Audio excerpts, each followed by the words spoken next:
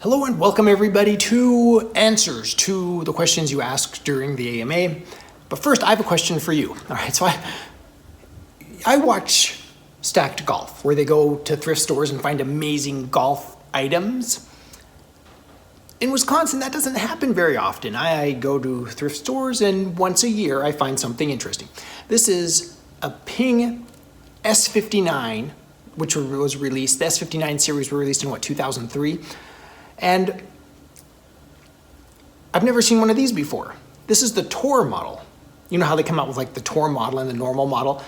The normal models are supposed to be more forgiving. So the Tour model, what's the difference between the Tour S59 wedges, this is obviously a 52-degree wedge, versus a normal S59? Because normally right here it says S59. I think, give me a second. I have some Ping stuff here. I think this is great content. I think I have a Ping, yeah, right here, to be reviewed. So normally it says S, can you see right here? Normally it says S59 right here. But on the wedge it doesn't, it just says Tour. And so I think that the sole will be different. Is it a different grind or something? I'm not 100% sure. Let me know in the comments below. What's the difference between a Tour S59 wedge versus a normal S59 wedge? No idea, no idea. Anyway, every time I shoot an email off to Ping, I've done this like several times where I'll like email Ping customer service with some silly vintage question. They never answer. It's like, is he a Club Pro? Does that deal with our new line?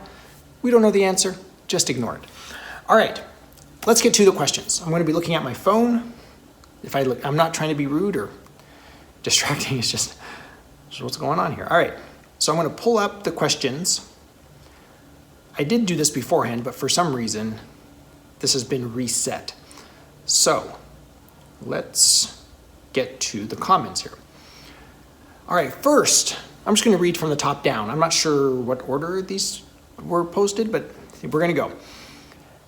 Matthew Oberton, totally blew that one. Matthew Oberton, 1830. Love your channel, John. I still play with some Ram XS 1000 cavity backs, which hold up for being 50 years old. Seems like Miura makes the best forged irons for some decades now. I can't argue with that. I would like to hit some more Miuras. Am I saying that right? Miuras? Don't know. Either way. They are famous for making some of the best irons, yes. For quite a while. The 90s is when, yeah, for some decades now. Jesse Isaac is a longtime supporter. Thank you, Jesse. Good to see you. Good to hear from you. Longtime supporter of the channel. Love the channel and all the videos, but most of all, I like your stories and sense of humor. Your old videos have been keeping me entertained while you've been away. They are priceless. Thank you, Jesse. Yeah, I appreciate that. It's just my life. Sometimes I tell people like, I'm not that interesting, but people around me are interesting. Tommy Gun 848. I was wondering if you could do a deep dive on the Palmer OS 99 irons. I'm not familiar with those irons. I'll have to look into it. I'll put it on my list. Or maybe the Sam Snead, I assume he means Sam Snead Blue Ridge irons. I have some Sam Snead Blue Ridge. I think I just hit some at the range the other day. So yes, I can help. That's what I'm here for your entertainment. Brad Mihan. Hi, John. Do you have any clubs that were your dad's grandparents or someone special, and what is your greatest golf memory with them? I do not. My grandfather was a physicist after he served in World War II. He was a radar tech, so he was very much into electricity, and he wasn't a golfer. My dad was not a golfer either. He saw golf as the ball always wins. You hit the ball, you chase the ball. You hit the ball in the hole, you pick the ball. The ball always wins, and he was not a golfer. So the set that I have the most fond memories with was the first set I ever built in the mid-2000s. I'll make a video about those. I have some I'll talk about the happy memories with those. But yes, that's a great question. In fact, such a good question that I already have it slated as a separate independent video. So thank you, Brad. All right, Albert McReynolds, 7143. I found a Ping B60 putter, oh dear. Online, I paid $10 for it. Are they any good? I can't seem to find any reviews or information on it. I figured you would be the man to ask anyway. Love your channel, keep up the great work. So the B60, when you look at it at address, it has two rounded kind of thick. So I've owned I think it was a G5i, it was the blue one with the holes drilled in it, the G5i B60 putter. So it's blue and it has those little cups. To me, it looks like, you know what I mean? Like your chest or someone else's chest. You know, that curve, how it kind of comes to that point right there. To me, it's just distracting to me. I don't like the look of it at address, okay? You remember on What About Bob, where Bob Wiley's, making jokes and he's like talking about, well, you're the one drawing the dirty pictures. Ping. You see, it's not my fault. It's Ping who made that shape. So I get it. For me, but seriously, for me, I like straight lines for alignment. When I'm lining up a putt, too much roundness, it doesn't matter the shape. Like even the 2-ball putter sometimes seems too round. The TaylorMade Spider Putter series are awfully round for my taste. So, but seriously, I like the more straight lines. And that's just an opinion thing. So I will probably do a review on it sometime in the next few years. Putter month is only 4 weeks, 5 weeks at the most, so maybe 5 putters a year. So there are some other putters that I'm excited to review more than the B60s, but I will review the B60s for you. Good question. Those are my quick thoughts on them. And things we talk about here on this channel. For one-piece forged irons, do you feel like there have been improvements from design and technology in the past 30 years to make them more forgiving, not loft jacking or just making bigger irons? Is newer generally easier, better, or do you find it's always been primarily marketing? So yeah, they have jacked the lofts. There were some pretty big forged irons. Some of the Walter Hagens I've played are pretty big irons, even by today's standards. And then they make the shafts longer. So loft jacking, make the shaft longer, you'll get more distance. Yeah, okay, so we recognize that. But that aside, I'm just thinking. So like in the 80s, the Jack Nicklaus Murfield, Ben Hogan made some great, do I have a Ben Hogan, an older Ben Hogan? The producer, that's stainless steel. What do we have? Here's a Ben Hogan silhouette. What year is this? 1979. Okay, so similar, within 10 years of each other. So to me, Ben Hogan, so even back then, Ben Hogan made a really durable, interesting, this is the equalizer, an interesting, great looking, easy to hit clubs. Now, if you compare these two, let me see what I can find here. Oh, it's right here. Okay, this is the Mizuno MP63. All right, so these are not the same because this is a 6-iron and these are not 6-irons. But when I look at clubs, there are a couple of things I notice with just like, let's talk purely like forgings of the head, okay? Do I think that the newer clubs are more forgiving? That's the question, forgiving. No, I don't think they are more forgiving. Some things have changed, and I want to talk about that. We've already talked about the jacking lofts, making the clubs longer, but something else has changed. Like Mizuno in particular, they put a copper pre-coat before they chrome the irons. My question is, does that make it less durable? Because I see lots of Mizunos with lots of wear, but Ben Hogan's famously, maybe not famous, in my opinion, in my memory. Ben Hogan seemed to be some of the longest lasting forgings, the chrome in particular, than any other club. They seem to be comparable or better than the McGregors, better than the Wilsons, better than the Spaldings, especially the Spaldings, in my opinion. Okay, so Ben Hogan, there's something about the chroming that to me seems more durable. And I would compare those to the Mizunos.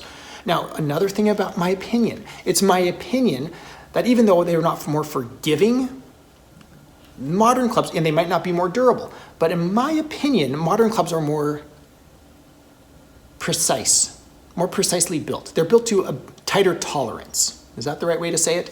Than old clubs. Like old clubs, the center of gravity between irons, between individual clubs, like you go buy a set, the 7-iron and the 5-iron will have different centers of gravity by a few millimeters, right? So the center of gravity will move across the iron. They're not precisely weighted. Where the modern stuff is all CAD designed for the center of gravity to be precisely in the same spot. And you're going to find that there's a much tighter tolerance to everything from the way that the grooves are cut to the center of gravity to all of that. So I feel like the modern irons are easier to hit consistently. No more forgiving, just easier to hit consistently and are built to a tighter tolerance. Are they more durable than the old clubs compared to the Ben Hogans? I'm not so sure. Are they more forgiving? No, in my opinion. But I'm not a robot, so I don't know. Those are my thoughts about older irons versus newer irons. The 50s, pre-Ben Hogan, I think Ben Hogan really raised the bar for quality and durability across the board. But before that, like through the 50s, lots of irons are not amazingly durable. They're not built with any sort of precision, and I wouldn't describe them as incredibly forgiving. That one is stuck. I'm not going to be able to get that one out. Anyway, we'll go with that. So I hope that answers your question. Do I think they're any more forgiving? No. No. A blade to me is a blade, but I feel like they are more consistent. You can be more consistent with them. It's easier to be more consistent with modern clubs. All right, moving on. Thank you, BC8814. BC Stones, quadruple aught, meaning 4 zeros. BC Stones 0000. AMA, this one. AMA also means the American Medical Association. Are you a doctor? Seriously. And or against medical advice. Yeah, doctor, screaming doctor. All right, well, thank you for responding to my American Medical Association. Not associated, I'm not associated, it's a joke, okay? Now, since I'm an old, all right, we're not gonna bash old people here. I'm older than some of you. I'd love to see a comparison of irons over time, say a club from each decade, 40s, 50s, 60s, 70s, 80s, 90s, using your favorite club, whatever that is. I've always been partial to the 7-iron. If I remember correctly, when a manufacturer came out with a new design, they sent out a 6-iron to be tested by pros. Since distance has become king and the loft of irons have lessened to get that distance, it would be interesting to see that in action. This is a great idea. I've been meaning to do this. I love the idea. So through the decades, I want to see the 40s, 50s, 60s, 70s, 80s. I want to see all of those compared. I love it. I love that idea. I'm going to do that in various ways. It's being planned. So yes, stay tuned, stay subscribed. We'll get to it. Great, but it's a great idea. It's such a great idea that I've thought of it. Is that you're thinking of a great idea and so multiple people have thought, great minds think alike. Let's go with that. And there was a reply. I need to read this one too, because as I recall, this one was a good one too. Yeah, Mike Smith. Mike Smith, 8100. I have sort of the same request. I've been golfing Ping Zing BQs, beryllium copper, for years, with the sometimes adventure into something else. Adventuring into other things. Lately, a friend's Callaway X18 irons. I love the X18. I've read about how great the VFT is, how long they are, how forgiving, etc. But researching, I found they have stronger lofts than my pings. So they go farther, or do they really? Question mark, close parent, period. That's a lot of punctuation right there. My zings have a softer feel, better dispersion, and I can't really see any difference in length. So I guess my question is, how about the improvements in irons? Is it all 90% BS for the most part?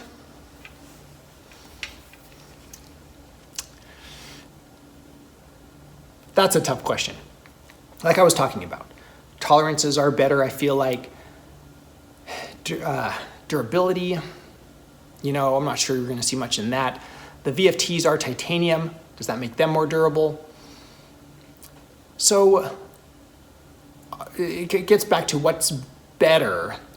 And I don't like that because that's so subjective. If you're talking about, are jacked lofted clubs better? They might be better for people with slower swing speeds. With people with higher swing speeds, maybe the slightly higher lofts will give you more consistency and more spin and more stopping power, improve your descent angle. And I mean, it gets really complicated really quickly. Do you see where I'm going with this? As far as the quality of manufacture, I can tell you right now, a lot of people that I know, and me included, that I've spoken to prefer the look of the VFTs over the Ping Zings. The Ping Zings, I think I have both of those. The Pings, this is a Ping Zing 2, not a fair representation. But these things are massive, and they use this steel, which looks like there are bits in it. Does that make sense? It looks like it's, yeah. Where the VFTs, it's the Hawkeye. All right, same idea. But so the Ping Zing, to me, doesn't look near as good as this. This is shiny and chrome and glossy, and to me looks more refined than the Ping Zing. So does looks matter to people? A lot of people will say yes. Yes, it does, and they'll choose the look of the VFTs. Let us know in the comments below if you like the look of the VFTs over the Zings. I swear, somewhere,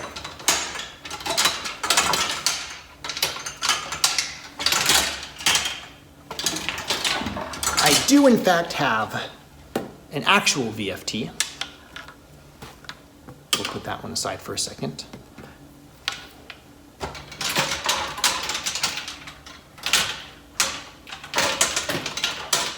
Okay, whatever. I'll grab the Ping Zing lob wedge here. Okay, so this is knobbly, knurly, not chrome, stainless. Whereas the VFT is, ooh, pretty shiny, look at me. All right, so the question of, let's make sure that I answer your question.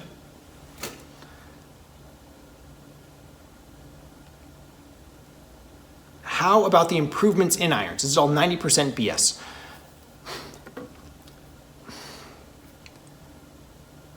I don't think, let me see how to phrase this. I would say it's 40% BS. 40%, 40% BS. Because modern clubs aren't necessarily more forgiving than a Ping Zing, okay? However, they look better. If you prefer looks, is that better? People say, yeah, it looks better, so it is better, okay? They sound better. Not on the forgiveness scale. Does that make them better? People will say, yes, that makes them better. They like the looks, they like the feel more than the old ones, better, okay? So, but if they're just as forgiving, which I feel like they are, then good. If they're more durable than a big honking chunk of stainless steel or titanium, you're gonna be hard pressed to find a club more durable than a titanium faced iron. So durability, to TBD. We'll see how durable modern irons are. So for me, I feel like, the idea that a modern club is going to be easier to play than an old club. I agree with you that that's not necessarily true. Old clubs, you go to the Ping I2s. That's a great starter set still, to this day. It's very forgiving to this day. It's a great way to get into golf. It's a great way to stay in golf, and it's a great iron set to play no matter what. So I don't know if that answers that question, but I think 40% of it is just smoke and mirrors. Look at us. We jack the lofts, longer clubs, a repeating theme that we see in golf. But there have been improvements. Looks, sound, feels, which means something to a lot of people. It's a good question. It's a good discussion. I don't feel like there's one answer. This is all my opinion. Last, we have 16 penny nails, mainly an iron lover. I'd love to see Ping S55, a modern day classic that is still very relevant 10 or so years later. I agree. I've always wanted a set of those since they came out. They put the weight tucked in instead of like I showed you earlier, that S59. I've lost it since, where the weight, just seems like it wants to fall out. And I've seen these missing weights. None have ever fallen out on the course for me. But the Ping G2, the i3, the i3 Plus have these weights that seem like they just want to fall out. But the S55, they've tucked it up underneath that undercut cavity, and it looks more secure in there. And so I love the S55s. I love the look of them, and I love the feel of them. They're slated, they're on my list to be reviewed. There's more, sorry, I haven't finished 16 penny nails. TaylorMade RAC TP Forged 2005, question mark. The one with all the grooves in its cavity. I'll add all these to my list. I don't have the TP Forged, but I'm going to add them to my list. McGregor Tourney V-Foil Forged Muscleback. The V-Foil, that's the 2000s version? Late 90s? I'll check. I'll get that one. Maxfly A10? Don't know. Titleist DCI 962B. Wilson Staffs with the fat shaft. Cleveland 5 of 8P or the super skinny T from the late 80s, early 90s. Last of note, the Callaway X Forged prototype, Tour Authentic, the ones Roger Cleveland designed. I know many of these irons aren't really old, a few are over 20 years now, yet these were highly regarded, only to be traded for something newer, followed by, why did I get rid of those? I wish I still had them, and so forth. Looking forward to more videos. Great recommendations. I know several of these, and they're definitely worthy of review, and the other ones I'm going to look into, and I'm going to do my best to get those to you as soon as possible. Let me add those to the list. Thank you, everybody, for your comments and questions. I really appreciate it. My audience is so intelligent. You guys know, it seems like you know so much more about irons than I do.